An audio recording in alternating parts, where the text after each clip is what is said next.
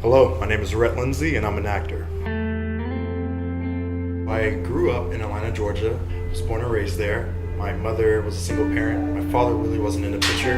Being a black male that identified as bisexual growing up, it was hard for me to find the strength to want to truly be myself as a whole. And in the black community, especially in the South, any type of sexuality outside of heterosexuality is not praised.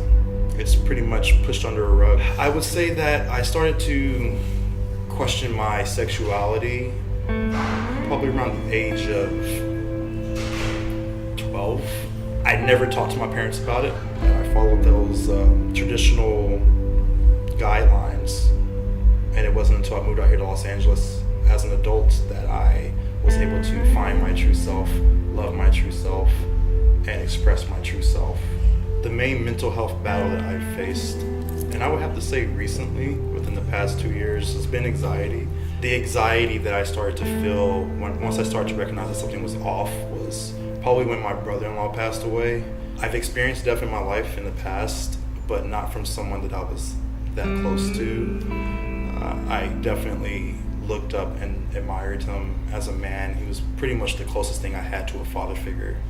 I hadn't felt real pain until then. I realized that my brother-in-law not only is missing out on seeing his sons develop and grow and being with his wife and his family, but we're missing out on that love and that energy that was taken from us suddenly. And so the fear of knowing that I can die at any time started to really resonate and become a problem for me. I knew I needed to seek out some type of professional guidance. And so what I did, I reached out to a therapist, psychologist here locally in Los Angeles, and met with them.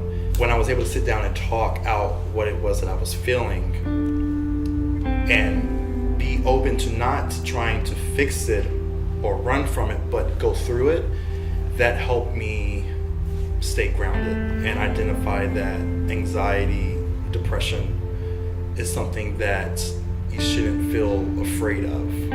The root of anxiety is fear, but not letting it take over your life, take over your emotions was what I was trained and taught, and what I learned from the therapist that I saw.